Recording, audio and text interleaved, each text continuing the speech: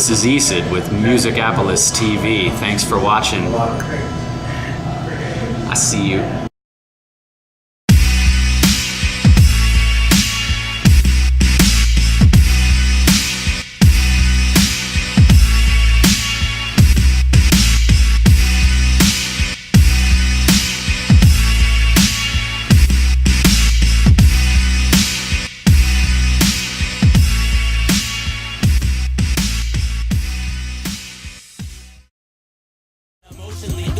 This is Heartbreak College. Congratulations, you finally graduated. You haven't lived until you wasted away all your savings. Hey, big spender, let your wallet do the talk. eCID, what's the story behind the name? eCID started, it was birthed out of when I first started rapping. I went as Dice the Greedy Player, even it was even that good. And so I was like, this is stupid, and I flipped dice backwards, and that's kind of what eCID came from. So then it kind of symbolically for me is like a reminder of kind of like where I come from, you know, in a way. As someone who serves as his own DJ, producer, and a rapper, what do you think is the key thing on stage getting a crowd going without sacrificing a good performance? I would say, for me, I kind of just try not to like think about any of like, just kind of go out there and just go for it, really. You know, I'm trying to think like what the, you know, if I get, I know for me it's more like if I feel like I don't have the crowd yet, there's certain things or songs that I go to where I'm like, if I don't get them with this one, then I'm not gonna get them, you know. So I'll try to either start with a song like that, or if I'm like a couple songs into it where I feel like the energy isn't where I want it, because I can do I don't have to make a set list. I can just go off the vibe of the room because I control everything. So I'll just, if it feels whack, I'll just go to a song that I know always goes over well. So, who would you say has been the biggest influence on your career? You mean artistically or just career-wise? You know, somebody like LP probably, you know, because he did run his own label as well and is a producer, rapper, artist, you know. But then guys like, I'm a huge Kanye fan too, so, you know, like Kanye, LP, Idea, who was also a friend, so he, you know, Closer, where it's like a different, that was a different kind of influence versus the other guys are more like fan too, you know. What is the process for you when you make a beat and write a song? God, it's a fun process, but it can, you know, like usually a lot of times I get a song idea and I hold on to it until I make a beat for that song idea, and then I write it, or I make a beat and the beat is just right away, I'm like, I just go into it. But I always have to start with the beat. And you know, when I used to just sample, that the process was having to find samples, you know, and then taking it from there. But now it's a little bit more organic or different, where I can, I'm not only sampling now, so I can just any day just be like, oh, I'm gonna make a bass line, and then from there I start building it, and then a song kind of comes from that. Or, you know, a lot of times real life stuff where I'm like, I want to write a song about that thing that happened, you know. Where do you see your career in the next year? The next year, well, it can only go up. That's how I look at it. No, I mean, I'm working on a record, and I expect it to be and hope it to be the record of my career. So pretty much until it's done and I start the process of figuring out how it's going to come out, I mean, you know, this year is already starting off really nicely. So I think this will be pretty much since 2010, every year has been the best year of my career. So I don't, not to jinx myself, but I think this year will be better than ever. Did you ever get to a point in your career where you thought maybe music isn't for me, and what kept you going down the music path? Oh yeah, that happens every day. You know, because it's, as you start to find out how, especially in the business, and the more you want to try to get into the industry side of it, you know, like for me, I can supplement my income by making beats for other bigger artists too, as a way to, like, I can still do whatever I want artistically, which is kind of nice, but that's also really frustrating when you're trying to, like, find out whose manager you need to talk to do this, or you know, there's always the snub stuff where you're like, oh, why didn't I get on this or that, but then every day I'm reminded, like, that's none of that, like, popularity contest crap is important. All that's important is the contributing music that people can, like, that can challenge people and inspire people, and kind of be like that thing where 5 years down the road, people are still going to go back to that record, and, you know, so, but all the time, I mean, it's a series of getting your heart broken all the time. I wrote that, like, a song I made called Heartbreak College. That's kind of what it's just, that's just life though. Every day is like, why am I doing this?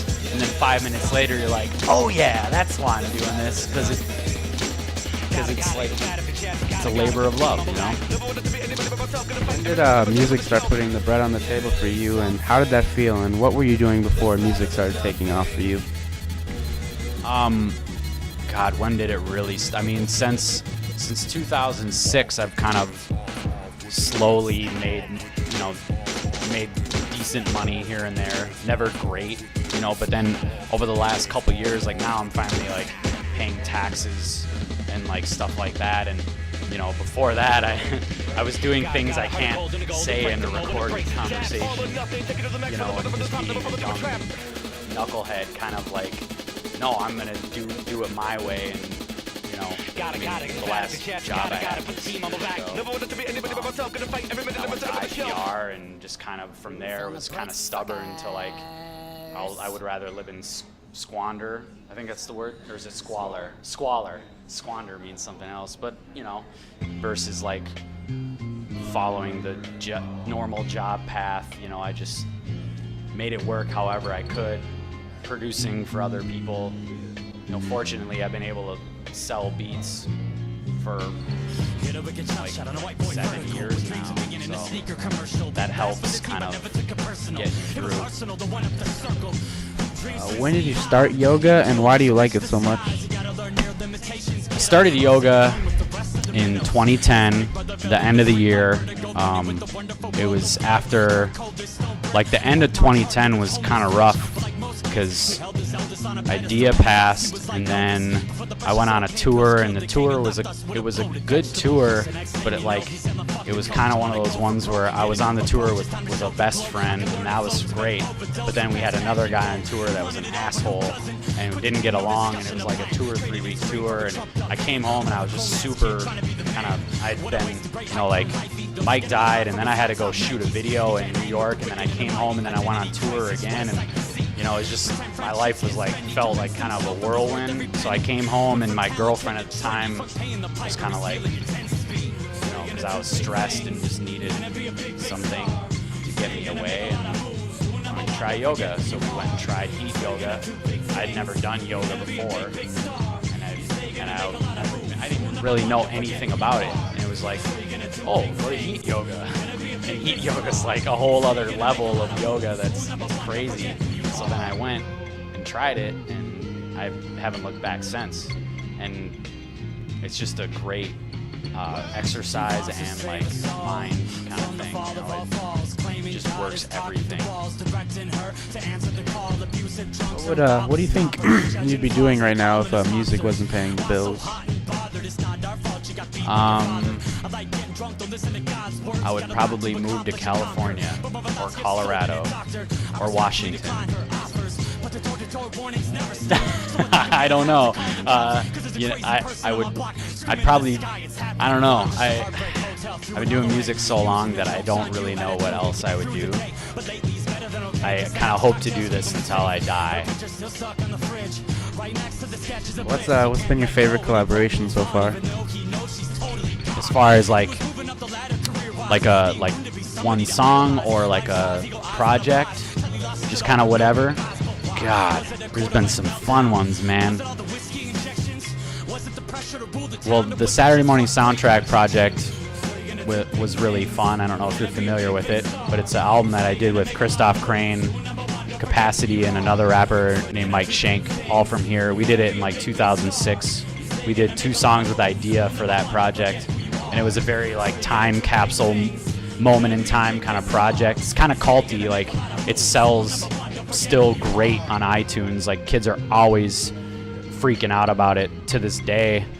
And that project, just I learned so much from it, and we kind of like we could never do it again, you know, because it was like this one little time. We would meet up once a week for like 8 months and just make a song on the spot, and kind of that's how we made the album. So it was really kind of a learning experience and really fun. Who do you like working with most and why?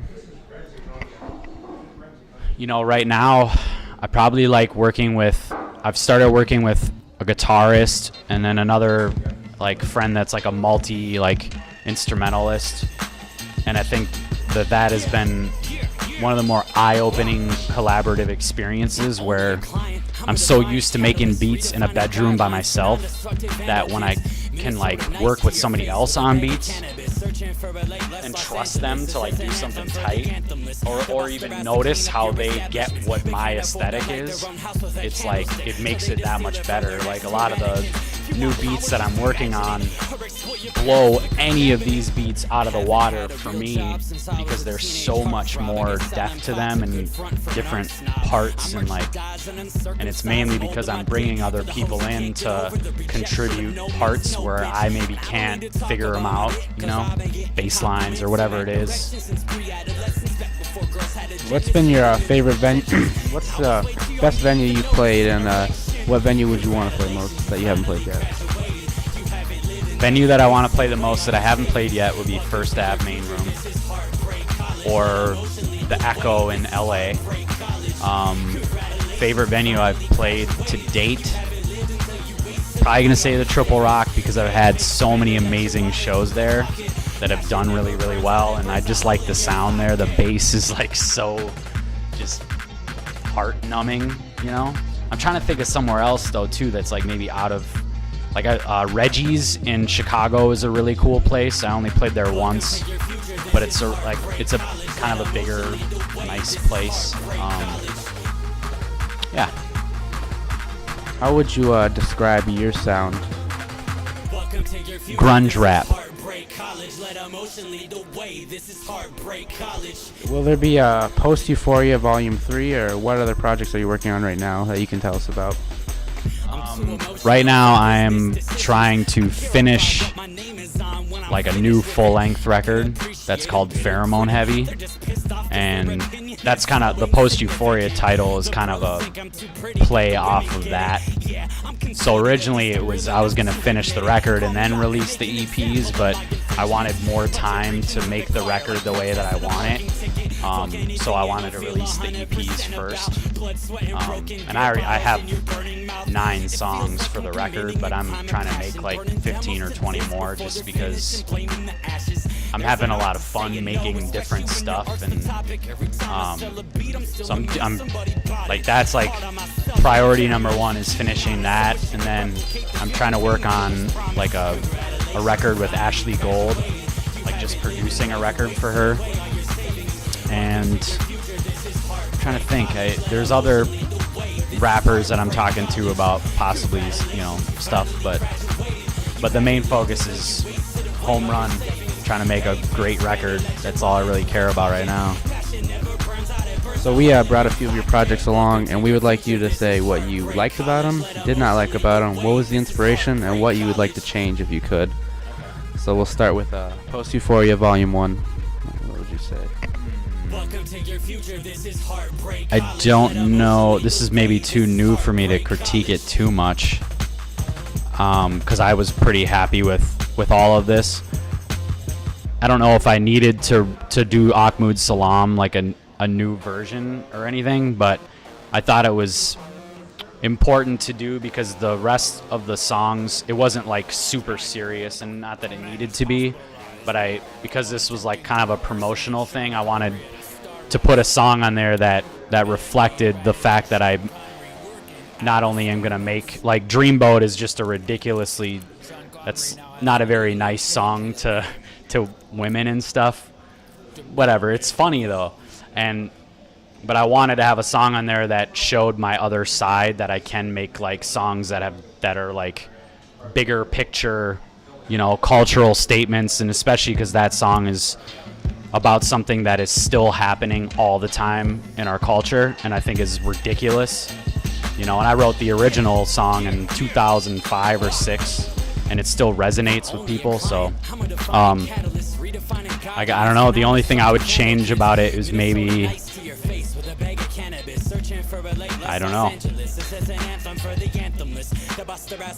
It's like looking at I don't like to look back too much. I like to more or less, if there's something that I didn't accomplish on it, I try to just do it in the next thing.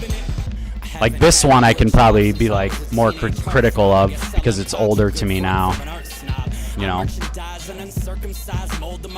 Hop straight into it. The classic Werewolf hologram.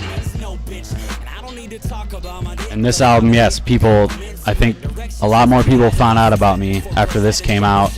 And the only thing I would do with it is maybe from 16 songs, turn it into like a 13 song album.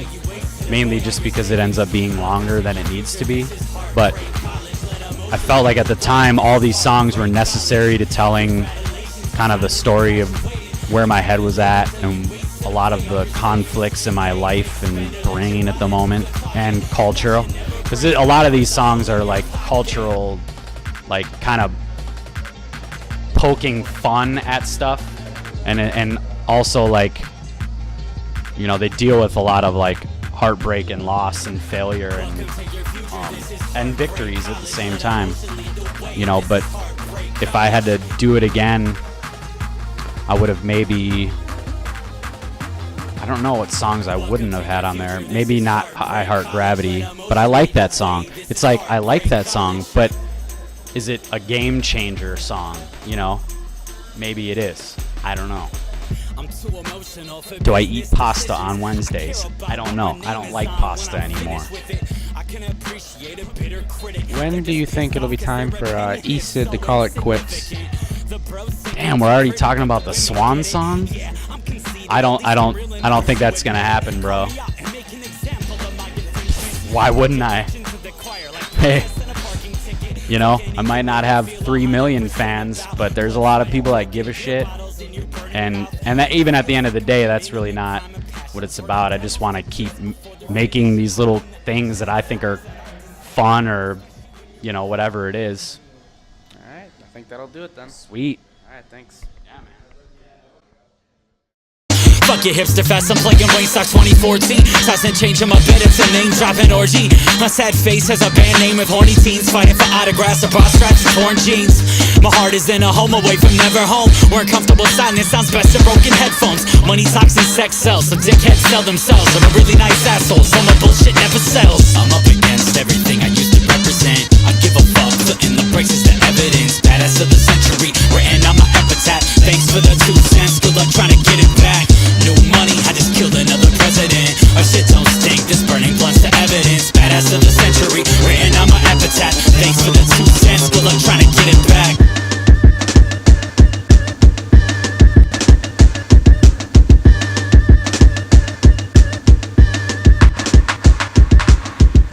accepting my own self-inflicted chaos. There ain't no way in hell I'm ever trying to play God. It doesn't matter who